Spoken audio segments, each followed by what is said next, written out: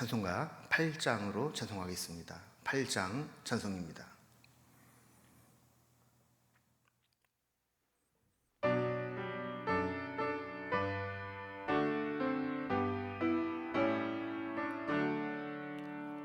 거룩 거룩 거룩 전능하신 주님, 이른 아침 우리 주를 찬송합니다. 거룩 거룩 거룩 자비하신 주님, 성삼위일체 우리 주로다.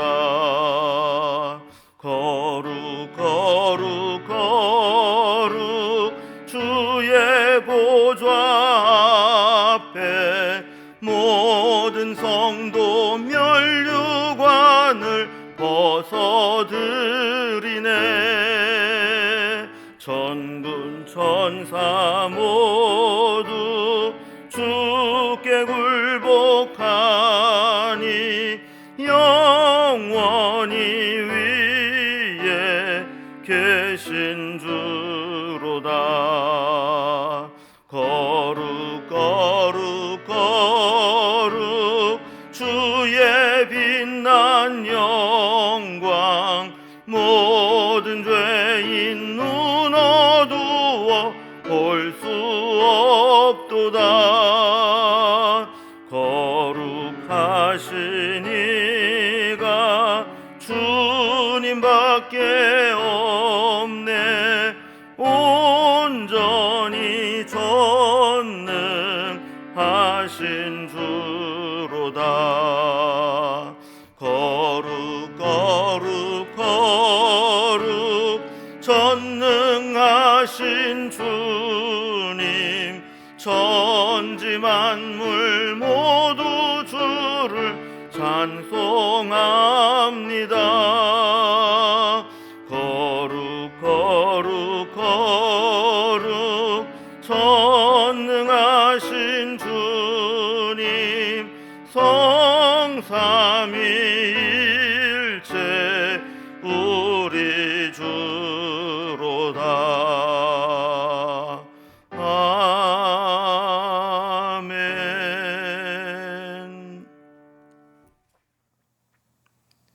오늘 함께 나눌 하나님 말씀은 구약성경 여호수아서 5장 13절에서 6장 7절까지 말씀입니다. 여호수아 5장 13절에서 6장 7절까지 말씀을 제가 봉독하겠습니다. 여호수아가 여리고에 가까이 이르렀을 때에 눈을 들어본즉 한 사람이 칼을 빼어 손에 들고 마주 서 있는지라. 여호수아가 나아가서 그에게 묻되 너는 우리를 위하느냐 우리의 적들을 위하느냐 하니, 그가 이르되 아니라 나는 여호와의 군대 대장으로 지금 왔느니라 하는지라. 여호수아가 얼굴을 땅에 대고 엎드려 절하고 그에게 이르되 내 주여 종에게 무슨 말씀을 하려 하시나이까. 여호와의 군대 대장이 여호수아에게 이르되 내 발에서 신을 벗으라. 네가 선 곳은 거룩하니라 하니 여호수아가 그대로 행하니라. 이스라엘 자손들로 말미암아 여리고는 굳게 닫혔고 출입하는 자가 없더라. 여호와께서 여호수아에게 이르시되 보라, 내가 여리고와 그 왕과 용사들을 네 손에 넘겨 주었으니 너희 모든 군사는 그 성을 둘러 성 주위를 매일 한 바퀴씩 돌되 엿새 동안 그리하라. 제사장 7은 7 양각 나팔을 잡고 언약궤 앞에서 나아갈 것이요, 7째 날에는 그 성을 7번 돌며 그 제사장들은 나팔을 불 것이며, 제사장들이 양각 나팔을 길게 불어 그 나팔 소리가 너희에게 들릴 때에는 백성은 다 큰 소리로 외쳐 부를 것이라. 그리하면 그 성벽이 무너져 내리리니 백성은 각기 앞으로 올라갈지니라 하시매, 눈의 아들 여호수아가 제사장들을 불러 그들에게 이르되 너희는 언약궤를 메고 제사장 7은 양각 나팔 7을 잡고 여호와의 궤 앞에서 나아가라 하고, 또 백성에게 이르되 나아가서 그 성을 돌되 무장한 자들이 여호와의 궤 앞에서 나아갈지니라 하니라. 아멘. 우리는 어제 본문에서 이제 여리고성 정복을 앞두고 하나님께서 이제 길갈에 모인 이스라엘 백성들에게 그동안 중단되었던 할례 의식을 다 행하게 하셔서 할례를 받았던 사건을 살펴보았습니다. 그리고 여리고 평지까지 와서 이제 유월절이 되었을 때 다시 유월절을 지킴으로 하나님의 구원을 기억하게 했습니다. 자, 이렇게 하나님과의 언약을 회복하고 믿음의 결단을 한 후에 이제 여리고 성에 들어가게 하시는 겁니다. 근데 오늘 이제 본문에 보면 하나님의 군대 장관이 여호수아에게 나타납니다. 그리고 네가 서 있는 그곳은 거룩한 땅이니 신을 벗으라 이렇게 명하게 되죠. 그러니까 이곳은 이제 가나안 땅은 하나님의 땅이고 이제 시작되는 가나안 정복 전쟁은 하나님이 행하시는 전쟁이고 하나님이 계시는 거룩한 곳이다 라는 것을 알고 지금부터의 전쟁은 하나님의 전쟁임을 알라는 겁니다. 그래서 이스라엘은 하나님의 작전 명령을 따라 순종하기만 하면 되는 것이죠. 이어서 하나님은 여리고 정복 전쟁의 작전을 알려주십니다. 여리고성을 어떻게 점령해야 될지 말씀해 주시는 거죠. 오늘 본문을 단락별로 구분을 해보면 먼저 13절에서 15절까지는 여호수아에게 나타난 여호와의 군대 장관과의 대화가 나오고 있습니다. 그리고 6장 1절에서 5절까지는 여리고 정복 작전에 대해서 이렇게 하라라는 하나님의 명령이 나오게 됩니다. 그리고 6절 7절에서는 하나님께 명령을 받은 여호수아가 백성들에게 이것을 전달하는 내용이 되어 있습니다. 이렇게 군대 장관을 만나서 군대 장관을 통해서 받은 말씀들이 어떤 것인지 한번 살펴보도록 하겠습니다. 먼저 첫 번째 단락입니다. 여호수아에게 나타난 여호와의 군대 대장, 군대 장관입니다. 13절 말씀을 보면 여호수아가 여리고에 가까이 이르렀을 때에 이렇게 시작을 합니다. 그러니까 여호수아가 이스라엘 백성을 이끌고 첫 번째 결전지인 여리고성에 매우 가깝게 근접했을 때 일어난 일이라는 겁니다. 근데 갑자기 칼을 든 사람이 손에 칼을 빼어 들고 마주 서 있는 모습을 보게 되죠. 칼을 빼서 손에 이렇게 쥐고 있다라는 것은 전투 준비를 하고 있는 상황이라는 거죠. 그래서 여호수아는 깜짝 놀라서 묻습니다. 너희는 우리를 위하느냐 아니면 우리 적들을 위하느냐? 그러니까 우리 편이냐 적군이냐 이거를 이제 묻는 겁니다. 적군이라면 여호수아에게는 큰 위협이 되는 것이고 아군이라면 이제 여리고성을 전투를 시작할 때 힘을 얻게 되는 거죠. 14절에 보면 이제 뜻밖의 대답을 듣습니다. 이렇게 이야기를 하는 겁니다. 아니라 나는 여호와의 군대 대장으로 지금 왔느니라. 여호와의 군대 대장은 여호와의 사자와 동일시되는 표현이고 또 군대 장관 그러면 또 미가엘 천사를 생각할 수 있습니다. 또 구약에 나타난 예수님의 성육신한 그런 모습이다 이렇게 해석을 하는 성경학자도 있습니다. 어쨌든 이 사람은 하나님께서 보낸 자이고 그렇다면 여호수아에게는 하나님께서 보낸 든든한 지원군이 되는 겁니다. 창세기 32장에도 보면 마하나임 하나님의 군대라는 말이 나오게 됩니다. 야곱이 라반의 추격을 받아서 도망을 가다가 언약을 맺은 후에 에서를 이렇게 만나러 가게 될 때 하나님의 사자들이 나타나서 야곱을 만나 주시고 하나님의 군대라 이렇게 하시면서 그 만난 땅을 마하나임이라 부르게 했습니다. 이렇게 여호와의 군대 장관은 하나님이 보내신 하나님의 사자요 또 하나님의 군대다 이렇게 알 수 있는 거죠. 하나님이 우리 편에서 나타나셨다라는 겁니다. 14절에 보면 여호수아는 이 말씀을 듣고 얼굴을 땅에 대고 엎드려 절하면서 내 주여 종에게 무슨 말씀을 하려 하시나이까 이렇게 묻게 되죠. 그러니까 하나님께서 이 첫 번째 이 결전을 앞두고 하나님의 사자를 보내셨는데 이 전쟁에 대해서 하나님께서 이 여호와의 군대 대장을 통해서 하시고자 하는 말씀이 있습니까? 무슨 말씀을 하고자 오셨습니까? 이렇게 물어보는 거죠. 15절에 보면 여호와의 군대 장관이 여호수아에게 이렇게 말씀합니다. 내 발에서 신을 벗으라. 내가 선 곳은 거룩하니라. 여러분 이 말씀을 우리가 어서 많이 본 말씀 같지 않습니까? 그러니까 하나님께서 시내산에서 모세를 처음 부르실 때 하셨던 말씀과 동일한 말씀이죠. 그 신을 벗는다라고 하는 것은 상대방에 대한 존경과 경외함의 표현이고, 또 한편으로는 내가 할 수 있는 것들을 포기합니다, 이런 의미도 가지고 있습니다. 마치 이제 서양 사람들이 모자를 쓰고 생활을 하다가 존경의 표현을 할 때 모자를 벗어서 인사하는 것과 비슷한 것이죠.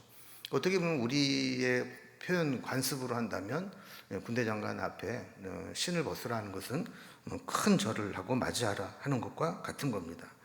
그러니까 이제 하나님의 보내신 자로서 하나님의 그 임재 앞에 두려운 마음으로 맞이하는 것과 같은 것이죠. 특별히 여호와의 군대 대장이 이렇게 칼을 빼서 손에 들고 있다는 것은 이제 공격 개시를 알리는 선포하는 것과 같은 건데, 하나님께서 우리의 대장이 되시고 전쟁을 인도하신다면 그 전쟁은 이길 수밖에 없다라는 것을 사인으로 보여주시는 겁니다. 자, 이렇게 해서 여호와의 군대 대장을 만나게 되는데, 이제 두 번째 단락을 보면 이제 그가 이제 여리고 정복을 위해서 어떻게 해야 되는지 작전을 알려주시는 장면을 이제 보게 됩니다. 이제 여리고 정복이 코앞에 다가왔습니다. 1절에 보면 이스라엘 자손들로 말미암아 여리고는 성이 아주 굳게 닫혔고 출입하는 자가 없었다 그럽니다. 그러니까 요단 동편에 있는 국가들이 허무하게 정복을 당한 이야기, 또 요단강을 건널 때 하나님께서 요단강물을 막아서 건너게 하셨다는 이야기, 이런 이야기를 듣고 그 이스라엘 백성들이 이제 준비를 하고 여리고성으로 밀고 들어온다라고 했을 때, 여리고 사람들은 아예 성을 굳게 닫아걸고 백성들의 출입도 허용하지 않으면서 이 철벽 같은 수비 태세로 여리고 수성에 모든 것을 걸었다는 겁니다. 이렇게 하면 웬만하면 공격을 하다가 전력의 손실만 입고 지쳐서 스스로 돌아가게 되는 것이죠. 2절에 보면 하나님께서 여호수아에게 하나님이 여리고와 그 왕과 용사들을 내 손에 넘겨주었다, 이렇게 말씀을 합니다. 그러니까 하나님의 전쟁은 항상 동일한 원칙이 있습니다. 이 믿음의 사람은 하나님이 나와 함께 하시느냐 아니냐, 이게 중요한 것이지 뭐 그 성이 얼마나 강하냐, 점령하기가 용이하냐 어려우냐, 이런 환경은 문제가 되지 않았습니다.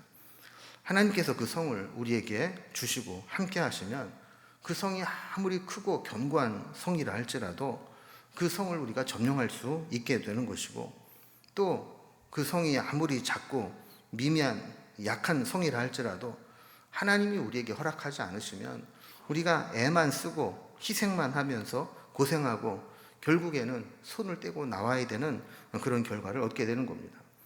더군다나 지난 5장 13절 이하에서 하나님은 이렇게 여호와의 군대 대장을 보내서 이제부터 이루게 될 그런 모든 전쟁은 여호와의 군대 대장을 보내서 하나님이 하실 거라는 것을 보여줬습니다.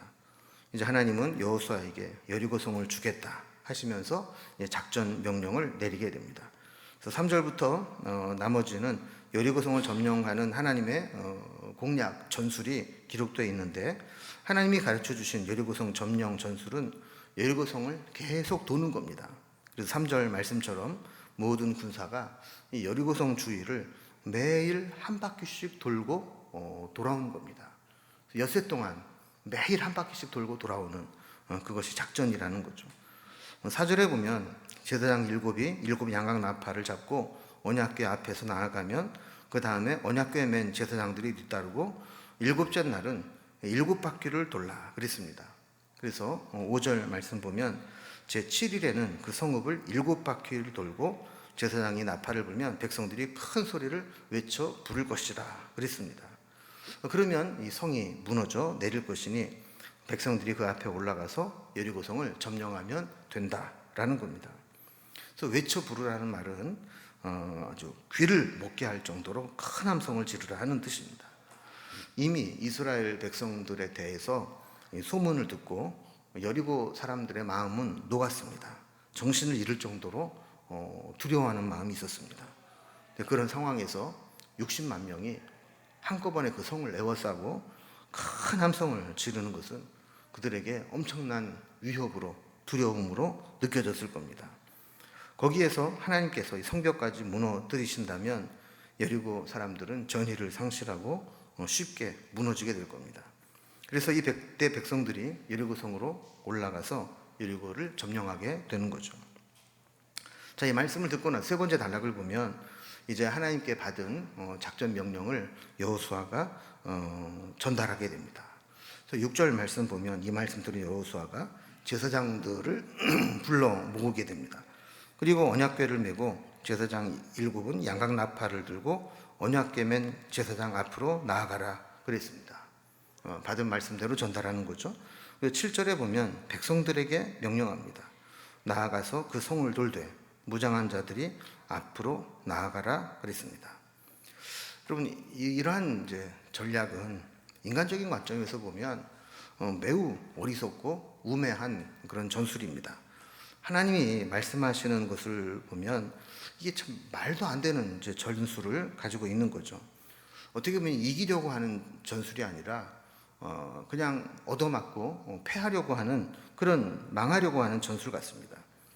저들은 요단강을 지금 건너서 도망갈 곳도 없습니다. 그래서 그곳에서 또 할례를 행하라 그래서 할례까지 받았습니다. 아무런 대책도 없이 그저 여리고성을 돌다가 7일째 7바퀴 돌고 함성을 지르면 성벽이 무너질 거다 그랬습니다. 여러분, 이 말씀을 우리가 듣고 계속 성을 돌아야 되나 하는 생각이 안 들 수가 없습니다. 이게 무슨 의미가 있는가 이런 생각이 들 수 있는 거죠. 사실 여기에 믿음이 필요한 겁니다. 어떻게 보면 하나님께서 이스라엘 백성들에게 이 성을 계속 돌게 하신 그 이유는 그들의 순종하느냐 아니냐 이 순종 여부를 시험하기 위해서 그런 명령을 내리실 수 있습니다. 때로 하나님의 말씀과 하나님의 명령이 우리가 볼 때는 무모하고 어리석어 보인다 할지라도 그 말씀에 순종하는 자를 통해서 하나님은 역사하시고 그런 순종하는 자에게 승리를 주시는 하나님이십니다.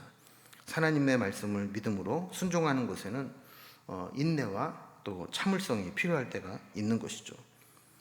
일주일 동안 무모해 보이는 일을 참고 인내하고 또 하나님의 역사를 기다리면서 계속 해야 되는 것, 이것이 하나님께서 내리신 작전 명령이었습니다.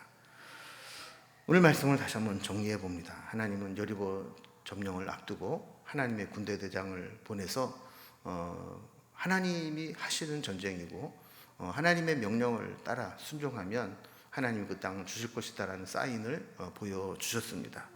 그래서 이제 이스라엘 백성들이 그곳에서 하나님의 작전 명령을 듣고 그 명령대로 수행할 수 있도록 전달하는 내용을 보았습니다.